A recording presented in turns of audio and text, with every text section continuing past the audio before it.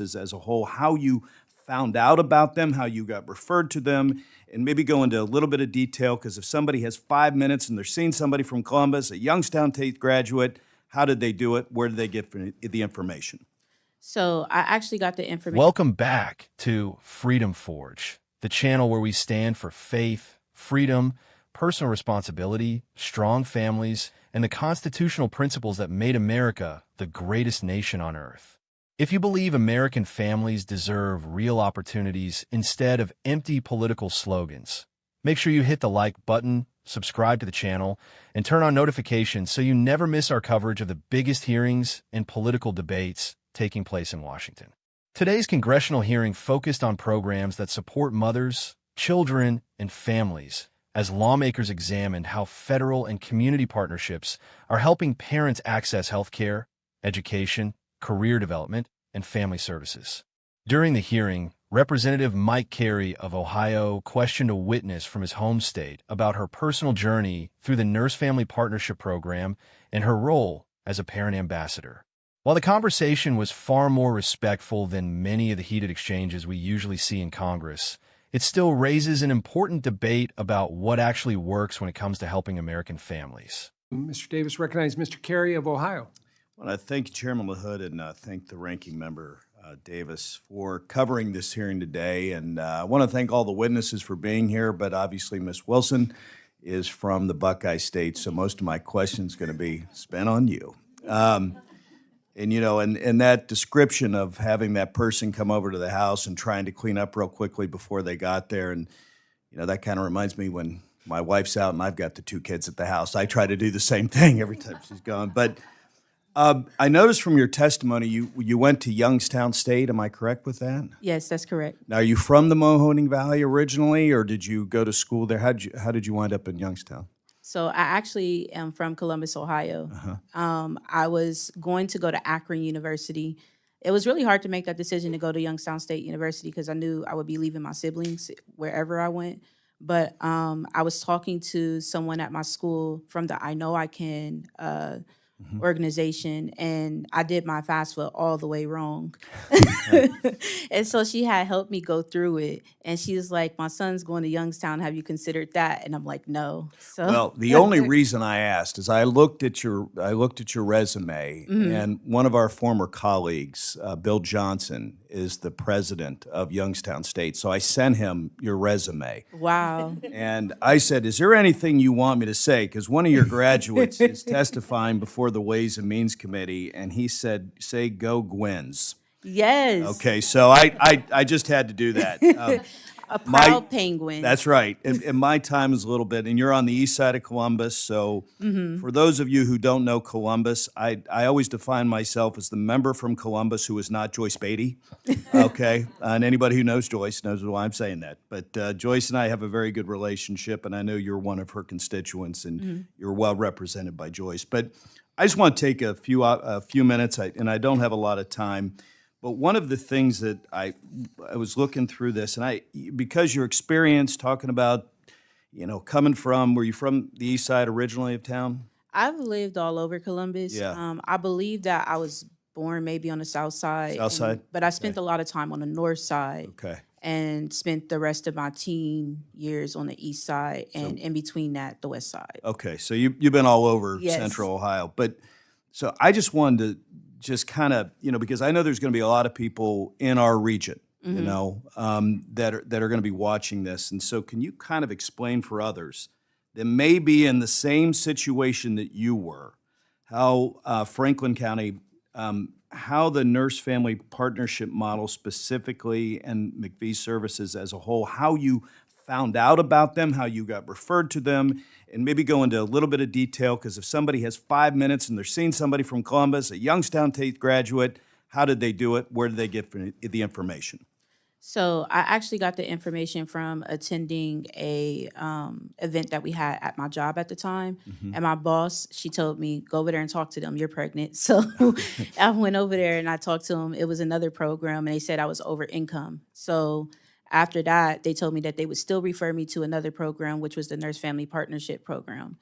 So that was one way that I got connected personally, was that they gave them my information. There are other programs that can send referrals. I know that there's a website called Rise for mothers who have their children or families that have their children in childcare. And that website also provides referral services if they need them as well. So it's basically a referral program. You can also get onto the website, change it, and access it there. It'll take you straight to our state, and you can email the person and let them know that you're interested in the program. And you're an ambassador for that program now, am I correct with that? Yes, I am a parent ambassador for Change It. And how does that work? What do you do in that role? What do you advocate for? How do you do it? We don't have a lot of time, but So real quick, parent ambassador is probably one of the best situations I could get myself into. It's amazing.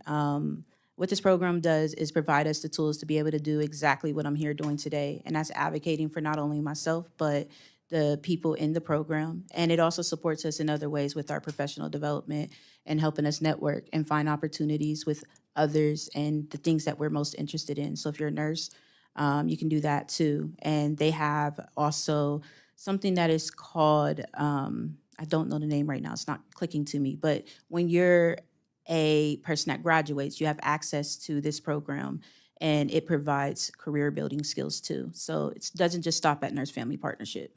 Miss Wilson, my time is out, but as a Buckeye, I have to say, OH. IO. There we go. With that, Mr. Chairman, I yield. I had to do that for you. Now let's talk about what really stood out here. One thing I appreciated immediately was that this wasn't another hearing filled with shouting, political grandstanding, or personal attacks. Instead, we heard the story of one individual explaining how she found a program that helped her during pregnancy and how she eventually became someone who now helps other parents navigate similar challenges. As conservatives, it's important that we don't dismiss every government-related program simply because government is involved. We should always judge programs based on whether they produce measurable results, encourage independence, strengthen families, and spend taxpayer money responsibly. Representative Mike Carey took a smart approach here. Rather than asking ideological questions, he focused on practical ones. How did you find the program? Who referred you? How can other families access it? What happens after someone joins? Those are exactly the kinds of questions taxpayers should want answered. If Washington is spending money on family services, Americans deserve to know whether those services actually reach the people they were designed to help. One part of the testimony that caught my attention was when Ms. Wilson described how she almost missed the opportunity entirely because she was considered over the income limit for one program. Fortunately, someone referred her to another organization that accepted her. Now think about that. If someone who is actively looking for help still has to bounce from one program to another before finding the right place, imagine how confusing the system must be for families already overwhelmed with pregnancy, childcare, work, and financial stress. That isn't necessarily proof that the programs don't work, but it certainly suggests that the bureaucracy surrounding these services could be much simpler. Conservatives have argued for decades that complicated government systems often create unnecessary barriers. Instead of dozens of overlapping agencies, duplicate websites, confusing eligibility rules, and endless referrals, why not streamline the process? If the goal is helping families, then make it easy to find help. Government should never require a roadmap just to figure out which office to call. Representative Carey also highlighted something else that deserves recognition. He made a point of celebrating Youngstown State University and its graduates. That's something we don't see enough in Washington. Instead of dividing Americans into political tribes, he acknowledged someone from his own state who had worked hard, earned a degree, and was now testifying before Congress. That's a positive moment. It reminds us that local communities, universities, churches, nonprofits, and families still play enormous roles in building successful citizens. As conservatives, we believe strong communities solve problems better than distant bureaucracies. The closer solutions are to the people, the more effective they usually become. Another interesting part came when Ms. Wilson explained how becoming a parent ambassador changed her life. She talked about learning advocacy, professional development, networking, and career-building skills. Now, this is where conservatives should pay close attention. Programs that simply provide benefits year after year without creating independence are difficult to defend. But programs that help people gain skills, find employment, build careers, and eventually stand on their own deserve a closer look. The ultimate goal should never be permanent dependence. The goal should always be independence. That's one of the biggest philosophical differences between conservatives and progressives. Too often, Washington measures success by how many people enroll in a program. Conservatives ask a different question. How many people no longer need the program because their lives improved? That's the real measurement. If someone enters struggling and leaves stronger, more educated, more employable, and more financially secure, that's success. If people stay trapped in the same cycle decade after decade, taxpayers deserve to ask why. One thing I also appreciated was Representative Carey's focus on practical information instead of partisan talking points. He wanted viewers back home in Ohio to know exactly where they could go if they needed similar assistance. Whether someone lives in Columbus, Cleveland, Cincinnati, Toledo, Dayton, or anywhere else, giving people clear information is far more valuable than scoring political points. That said, there is still an important question Congress should continue asking. How effective are these programs nationwide? Are they audited? Do they publish measurable outcomes? How many families become self-sufficient? How many children show improved educational outcomes? How many mothers find stable employment? How many taxpayer dollars are spent per successful outcome? Those numbers matter, because every dollar Washington spends belongs to hardworking Americans. Truck drivers, teachers, factory workers, police officers, farmers, small business owners, construction workers. The federal government has a responsibility to prove that every tax dollar produces meaningful results. Blindly funding programs without accountability is exactly what has helped create our nation's enormous debt. Accountability isn't cruel. It's responsible government. Another thing worth discussing is the role of local organizations. Ms. Wilson explained that referrals came through community events, employers, websites, and local partnerships. That sounds much closer to what conservatives have advocated for years. Local solutions, community organizations, personal relationships, direct connections. Those often outperform massive centralized bureaucracies because they understand local needs. Washington doesn't always know what Columbus needs. Washington doesn't always know what rural Ohio needs. Local communities usually know better. If federal funding exists, conservatives should continue pushing for flexibility that allows states and local organizations to make decisions rather than imposing one-size-fits-all mandates from Washington. That's federalism. That's how our constitutional system was designed to function. Representative Carey's questions also reminded us of another important conservative principle: respect. Notice how respectful this exchange remained throughout. No interruptions, no insults, no viral shouting match.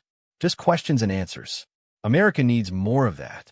Congress can disagree without treating every hearing like reality television. Real oversight doesn't require screaming. It requires asking good questions and listening carefully to the answers. One area where I'd like Congress to go even further is transparency. Every family support program receiving taxpayer dollars should publish annual reports that ordinary Americans can understand. How many families served? How much spent? What outcomes improved? What challenges remain? That's how public trust is built, not through slogans, through measurable results. Conservatives aren't against helping families. Far from it. Strong families are one of the foundations of conservative philosophy. But conservatives believe the strongest safety net has always been family, faith, community, local charities, and economic opportunity. Government should support those institutions, not replace them. When Washington becomes the permanent substitute for parents, neighborhoods, churches, and local communities, everyone loses. The best public policy empowers people rather than making them dependent. Listening to this testimony, I think there are lessons for both parties. Republicans should continue insisting on accountability, efficiency, and measurable outcomes. Democrats should recognize that throwing more money at programs without reform isn't enough. Both sides should agree that helping parents become independent, educated, employed, and capable of raising strong children is in America's national interest. Ultimately, the success story we heard wasn't really about government. It was about an individual who took advantage of an opportunity, completed her education, became involved in her community, and now advocates for others. That's personal responsibility. That's initiative. Those are values conservatives have celebrated for generations. Government may have opened one door, but she still had to walk through it herself. No government program can replace determination. No federal grant can manufacture character. No agency can substitute for personal responsibility. Those qualities still come from individuals, families, and communities. As Washington continues debating family policy, I hope lawmakers remember that the strongest America isn't built by bigger government. It's built by stronger families. It's built by safer communities. It's built by responsible taxpayers. It's built by parents raising the next generation with values, discipline, faith, education, and hard work. Those are the principles that have always made America exceptional. What do you think? Should Congress continue funding programs like the Nurse Family Partnership if they demonstrate measurable success? Or should more responsibility shift towards states, local communities, charities, and private organizations? Let us know your thoughts in the comments below, because we read them all. If you enjoyed this analysis and want more in-depth coverage of the biggest hearings, congressional debates, and political stories shaping America, don't forget to like this video, subscribe to Freedom Forge, and share this video with someone who believes accountability, freedom, and strong families are worth defending. Thanks for watching, and we'll see you in the next one.